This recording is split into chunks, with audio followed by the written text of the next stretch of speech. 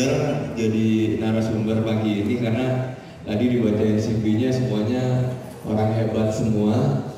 Saya kapasitas pagi ini berbicara sebagai tukang kue, tapi kebetulan saya juga saat ini menjabat sebagai Ketua Umum HIPMI Provinsi Jawa Barat. Jadi pagi ini saya ngobrolin kehidupan sehari-hari saya sebagai tukang kue.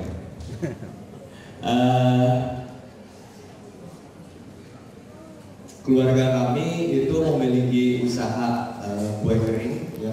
Jadi biasanya produknya seperti nastar, astengah, putri salju, yang saya yakin setengah ruangan ini, terutama di sebelah kiri saya, pasti bisa bikin kue kering yang enak. Oh, yang di belakang apalagi dulu,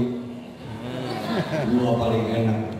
Jadi, tapi ini akhirnya yang bisa menghidupi keluarga kami, bahkan sampai saat ini satu kampung itu di daerah Bojongkoneng, namanya, nanti kalau ke Bandung bisa main ke sana. Udah pernah, Bu? Ada yang belum pernah? Oh, pantas kerudungnya kuning. Bojongkoneng itu, koneng itu artinya kuning. Pas. Jadi 90% yang bekerja di perusahaan ini adalah warga paling jauh 1 kilo dari lokasi pabrik. Jadi alhamdulillah bisa membawa dampak untuk lingkungan sekitar. Kami juga faktanya adalah pionir industri homemade cookies. Jadi kenapa kita selalu memproklamirkan homemade cookies? Padahal ya, sebenarnya ada beberapa mesin, tapi kami masih mempertahankan produksi yang semi tradisional. Karena banyak orang atau pengusaha berpikiran ketika banyak karyawan itu tidak efisien, banyak masalah karena sering kasbon, ada yang berantem, ada macam-macam masalahnya. Karena lebih susah mengelola orang dibanding mengelola software atau mesin gitu. Tapi bagi kami, saya masih ingat tahun 95 keluarga kami pindah ke daerah Bojongkoneng, itu hampir 2 minggu sekali kerampokan. Beda dengan di Aceh, karena saya tadi malam dijemput oleh Bendung HIPMI Aceh, dia bercerita, wah di Aceh ini lain gitu kan, nggak ada begal, betul? Iya. Nggak ada copet, kriminal, tusuk-tusukan, itu nggak ada. Gitu. Orang pos kota kalau bukan di sini nggak akan laku, gitu, nggak ada berita. Sedangkan kondisinya di Bojongkoneng itu berbeda 180 derajat dengan Aceh. 2 minggu sekali kerampokan, tiap hari ada berantem, tawuran. Anak mudanya ngelem di pos transit gitu ya. Preman-preman di terminal-terminal Bandung, ada Cicalung, Dewi Panjang, segala macam, itu orang Bojongkoneng. Jadi memang kalau di daerah Bronx gitu ya, kalau di Bandung itu di daerah Bojongkoneng. Nah, saya masih ingat ketika kita mulai merintis usaha ini dan mulai bisa menyerap tenaga kerja yang cukup lumayan, itu kriminalitas jauh berkurang. Jadi ibu-ibunya bekerja di memproduksi cookies karena lokasinya agak ke atas, naik ke gunung gitu ya. Waktu dulu belum zaman ojek online, taksi juga masih susah, angkot nggak ada yang ke atas gunung. Orang-orang Jakarta atau turis-turis yang datang ke Bandung mau beli cookies ini minta antar ke tukang ojek. Itu bapak-bapaknya yang biasa jadi preman jadi tukang ojek. Lalu anak mudanya yang biasa ngelem tadi tawuran, kita ajak konsultan packaging untuk membantu mereka memberi pengalaman bagaimana membuat packaging yang baik. Akhirnya para anak muda ini kita ikutkan di satu event namanya Inakraf, dan mereka menang sebagai juara packaging terbaik se-Indonesia. Assalamualaikum warahmatullahi wabarakatuh. Badannya penuh tato, tukang lem. Jadi kalau saya minjem istilah Bu Tita, ada namanya design thinking. Kita harus mikirin gimana orang-orang ini bisa tetap happy melakukan sesuatu, tapi juga jadi produktif. Contoh tadi anak muda ini senang ngelem, kita ajak bikin packaging, tetap ada ngelemnya. Mabuk juga ada di dalam ruangan itu, tapi jadi berprestasi gitu. Kita arahin. Saat ini kita bedanya dengan perusahaan cookies atau usaha cookies yang lain, kadang-kadang usaha cookies ini timbul tenggelam, adanya pas bulan puasa, beres lebaran udahan bikin lagi yang lain gitu ya. Nah kalau kami memang sepanjang tahun variannya kurang lebih ada sekitar 60 jenis dan ready stock setiap saat gitu. Ini kalau dijelasin bisnis model kanvasnya ini yang versi Indonesia. Jadi memang cookies ini segmentasi marketnya adalah ibu-ibu, jadi saya sangat terbiasa ngobrol sama ibu-ibu gitu ya. Kami dibantu oleh agen atau reseller dan juga para distributor, itu kurang lebih ada sekitar 1.400 orang, dan kami sengaja memilih jalur distribusi yang berbeda dengan produk harian perusahaan lain. Kalau rata-rata biskuit segala macam dijualnya di warung, di supermarket, minimarket, Carrefour, Giant segala macam. Kami tidak memilih itu, kami memilih jalur distribusi sendiri karena terinspirasi dengan prinsip ekonomi kerakyatan. Agak kesel juga ya ketika sering dengar ekonomi kerakyatan tuh maksudnya apa? Kita kadang sering dengar tapi nggak paham juga. Akhirnya kita coba aplikasikan bahwa ekonomi kerakyatan adalah ketika ekonomi ini bisa semakin merata atau Gini rasio bisa semakin kecil. Gimana caranya? Ya dengan membagi peluang sebesar-besarnya, seluas-luasnya kepada masyarakat. Jadi kami membagi margin kepada para agen ini. Mereka rata-rata ada yang bekerja sebagai PNS, dosen, pegawai swasta segala macam, dan mereka aktif ketika bulan puasa, lumayan buat nambah THR. Padahal di zaman yang serba canggih ini, zaman teknologi ini, sudah sangat mungkin perusahaan itu jalan sendiri untuk melakukan distribusi kepada konsumen, apalagi zaman online. Tapi kami memilih untuk tetap menjalankan memakai reseller karena berpikiran dengan semakin banyaknya orang yang membantu perusahaan ini ikut sama-sama dapat keuntungan dari perusahaan ini, akan semakin sustain atau makin stabil juga perusahaan kita. Yang kadang kita suka lupa sebagai pengusaha, kita hanya mengambil keuntungan sebesar-besarnya tapi tidak memperhatikan lingkungan sekitar. Nah, dengan tadi cara berproduksinya kami mesin masih sedikit agak dihindari. Pokoknya pesan ayah saya adalah selama masih ada tenaga kerja yang bisa dipakai, kamu pilih itu mesin. Nanti kalau kejar deadline baru nyalain tuh mesin. Dan saya masih ingat ketika saya mulai membantu perusahaan cookies ini tahun 2008. Jadi ceritanya saya ini pengusaha muda waktu itu bergerak di bidang resto, cafe, masih sampai sekarang. Kalau ada yang senang nonton stand up komedi harusnya tahu nama kafenya Bober di Bandung, masih jalan. Tapi waktu itu orang tua saya ngajak untuk coba bantuin di GFC. Karena saya ceritanya anak muda, kreatif, gitu, pengen berinovasi, memanfaatkan teknologi, bla bla bla segala macam, efisiensi, gitu. Saya masih ingat pas sarapan pagi-pagi saya bawa brosur banyak. Saya habis jalan-jalan dari pameran minggu lalu, gitu ya, minggu sebelumnya.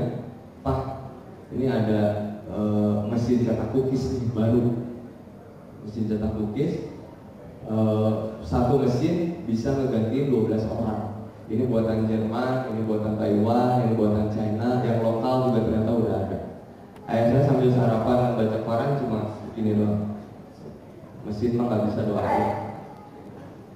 Nah di situ saya malu karena ya tadi selama ini saya sebagai pengusaha muda berpikiran, yang penting untung sebanyak-banyaknya, bodo amat gitu. Yang penting gue untung, yang lain tetangga apa sekitar nggak usah diperhatiin. Tapi ternyata yang bikin sustain adalah ketika kita bisa merangkul seluruh stakeholders di usaha kita. Ini juga pernah kami buat, gitu ya. Ini adalah rangkaian kue kering, ya, bentuknya burung merak karena tari merak adalah tarian khas Jawa Barat. Tingginya 10 meter, terdiri dari 300.000 keping kue. Jadi satu keping tuh ukurannya segini, segede koin. Disusun satu-satu 300.000 keping. Tahun 2010. Tapi sayangnya, tadi nyambungnya jadi pentahelix ABCGM, sayangnya M-nya itu teman-teman media kadang dulu berpikiran bad news is a good news. Kalau good news ada amplopnya nggak? Jadi sayangnya ketika karya seni atau berita-berita yang baik itu muncul, tidak seheboh berita-berita yang buruk gitu. Nah, kebiasaan kita kadang ini sebagai kritik aja bagi kita semua. Karena saya ada pengalaman beberapa bulan berikutnya diproduksi di pabrik kami, nggak tahu kenapa ceritanya ada yang kesurupan. Jadi karyawan kami kalau mau lebaran itu kurang lebih sekitar 400-an orang gitu ya. Tiba-tiba kesurupan, dan ketika saya keluar nyamper ke pabrik itu wartawan mungkin ada sekitar 100 orang, hampir sama kayak karyawan pabrik yang datang gitu. Loh, perasaan saya nggak ngundang wartawan. Pas kemarin kita bikin rekor muri diundang susah banget, begitu ada kesurupan, wartawan dari mana pada datang? Yang tepuk tangan berarti pernah disakiti oleh wartawan. Ini di Sabuga waktu itu. Jadi mumpung ini ngumpul semua ya, ada ABCGM-nya ada semua. Jadi kalau kita pengen maju, negara ini pengen maju, 5 elemen tadi harus kompak ketika diskusi, ngobrolin bebas berpendapat dan menjadi satu bahan untuk bersama dan diekspos oleh media. Jangan berita buruk saja yang selalu diekspos. Setuju. Di zaman teknologi juga kita nggak mau ketinggalan. Kita jarang cukup serius sosial media, terutama kemarin itu di Facebook, karena segmennya adalah usia 40 ke atas, ibu-ibu. Itu 40 ke atas ibu-ibu baru main Instagram mungkin ya beberapa bulan kemarin lah gitu ya. Sebelumnya Facebook semua. Nah, lumayan di Facebook ini kurang lebih ada 280.000 likers, karena bukan hanya hard selling, tidak hanya dagang kue, tapi kita mirip kayak program radio atau program TV. Pagi ada bagi-bagi resep, siang siraman rohani, terus ada dagangnya dikit, kue diselipin, sore tips apa gitu, dan itu berganti setiap hari ada jadwalnya. Lalu baru sekitar 1 tahunan kita jarak Instagram. Ya standar lah, kalau zaman sekarang kan enak gitu. Kalau dulu perusahaan pengen citranya baik itu modalnya harus besar. Tapi kalau zaman sekarang, zaman now ini bisa jauh lebih murah, asal punya teman yang jago desain, punya teman yang jago foto dan video. Kan boleh putar video kan ini? Waktu habis, jadi kita nonton video. Terima kasih. Assalamualaikum warahmatullahi wabarakatuh.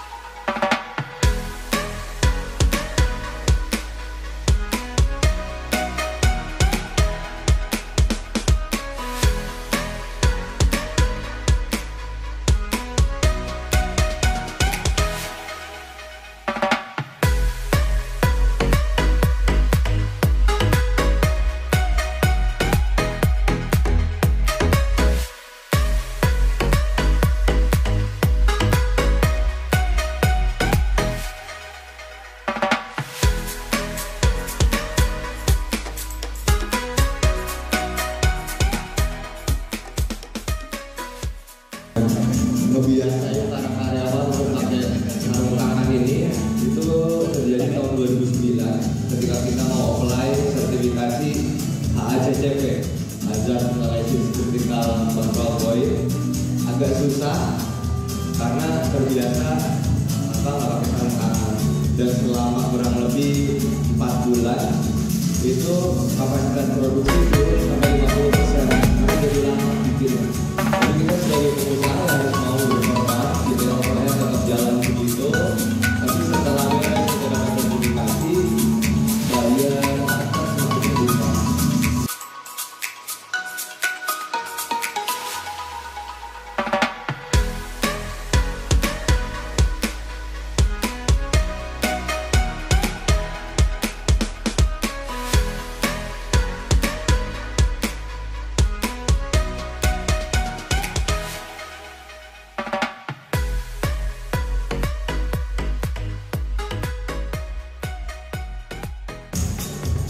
Nyambung dari ceritanya Bu ini, kan kita banyak kopi, banyak kedai kopi, dan kita juga sama melihat tren itu di Pulau Jawa. Sekarang banyak kedai kopi, warung-warung kopi, sehingga sebenarnya ekosistem yang baik untuk ekonomi kreatif itu jangan saling membunuh, gitu ya. Yang suka ngedengar ATM, suka ngedengar yang amati, tiru, modifikasi, nah itu cara berpikir yang salah menurut saya. Karena ketika para pengusaha pemula ini berpikiran seperti itu, dia akan melihat contoh-contohnya teman-teman dekatnya yang asalnya temenan, sobatan, dagang keripik, yang satu laku semuanya jadi dagang keripik.